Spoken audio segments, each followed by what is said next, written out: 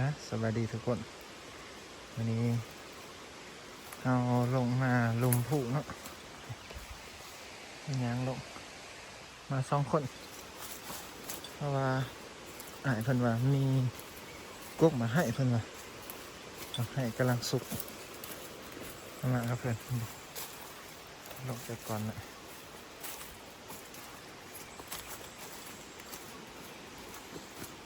ตอนนี้กำลังสวยเติบเลย7:30กำลังหมดเครื่องทางนะเดี๋ยวเขาเนี่ยจะหน่อยจะหมดแล้ว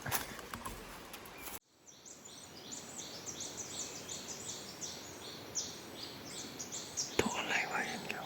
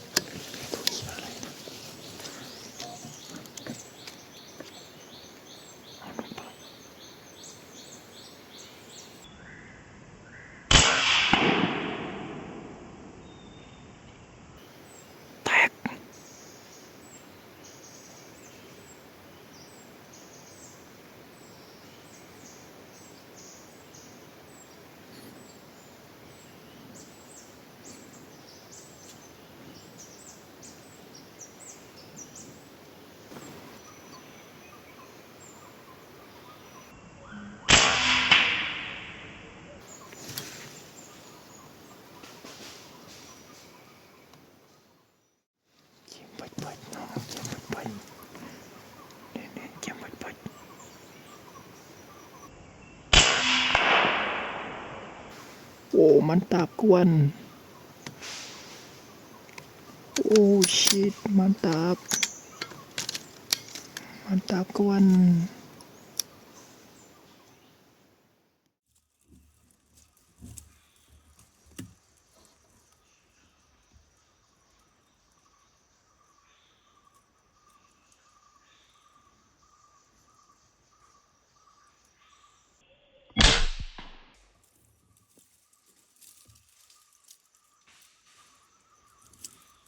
มันตาบกวนมันตาบ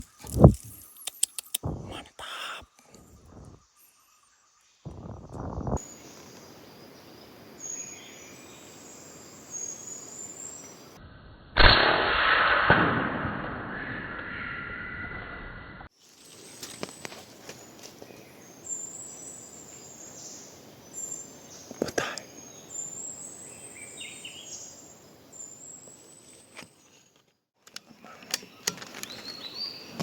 เจ็บตัวนี่ตัวนึงตรงนี้ตัวนึงตัวไหนบ้าง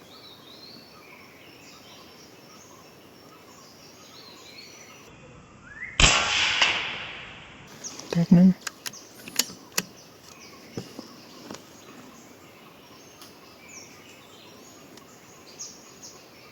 ตก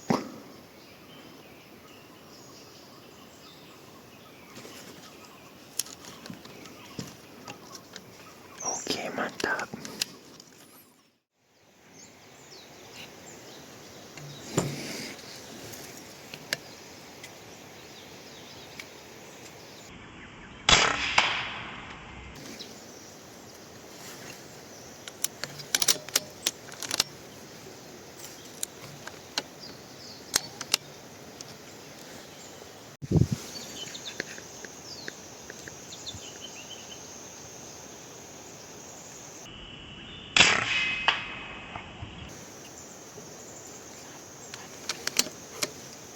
เอ็กเดอร์มันตาบ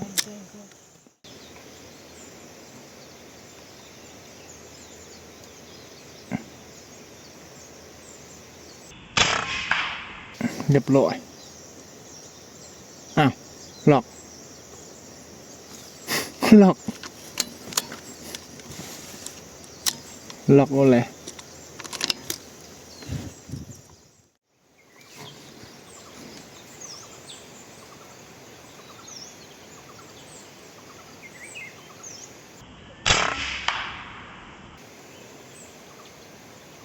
เรียบร้อย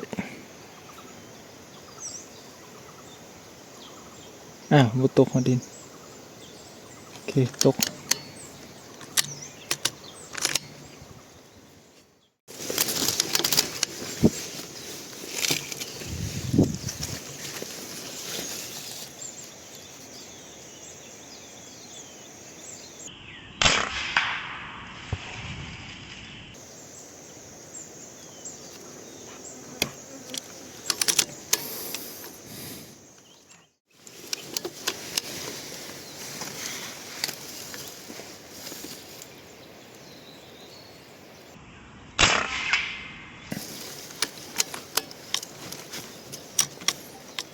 แตกหนึ่ง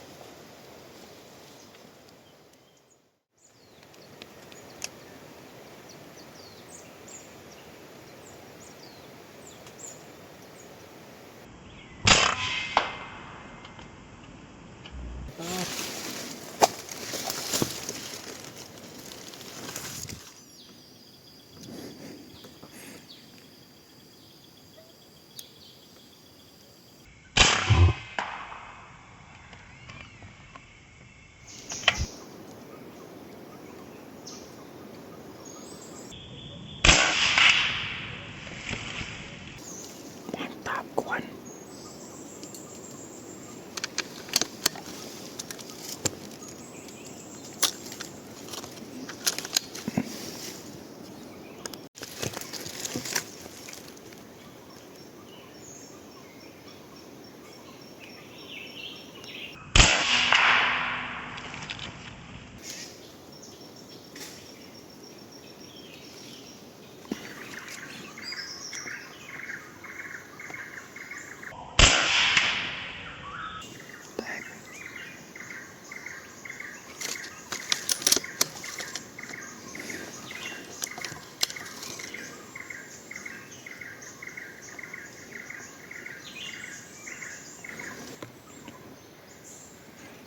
เล่น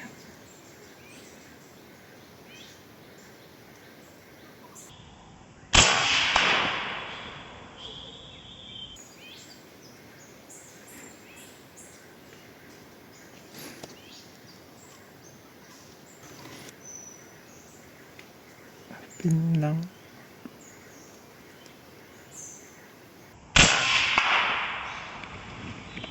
แตก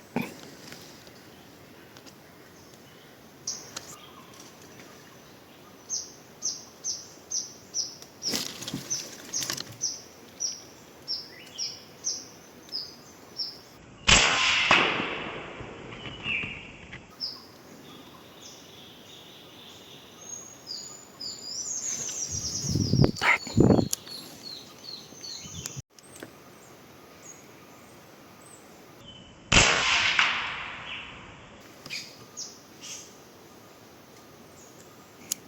มันตาบกวนโอ้ยเจ๋ยสุดยอดเลย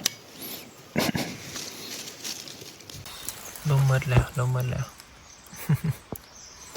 ตั้งลมมา13นี่ลมมันเหลือ11เลยมันหมดยิงบ่ถือกวงหนึ่งนี่มีแต่สิเตรียมตัวเดินทางแล้วบาทนี่ก็4 โมงปลายแล้ว4 โมง 3 นาทีนัดเราใส่สลักถ่ายเหือทดลองเอามาใส่ว่าสีดีหรือบ่ ตามยิงเบิงกะคุมพอใส่ได้อยู่นะมีแต่สิไปสอกหานกนะบาทนี่แล้วก็สีออกเดินทางเลย3 หอดบาทได้ไกลเติบ10 กว่าลัก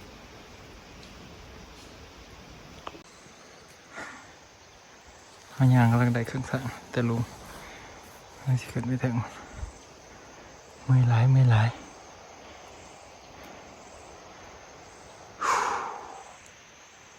มีแต่ผู้กระจุกไม้มีแต่ควันไฟ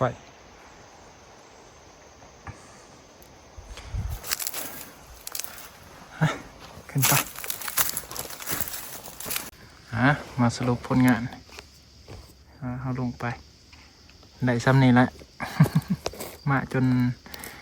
8-9 โมงละได้ที่ซ้ำนี่เมื่อยซ้ำสิขึ้นมาหอด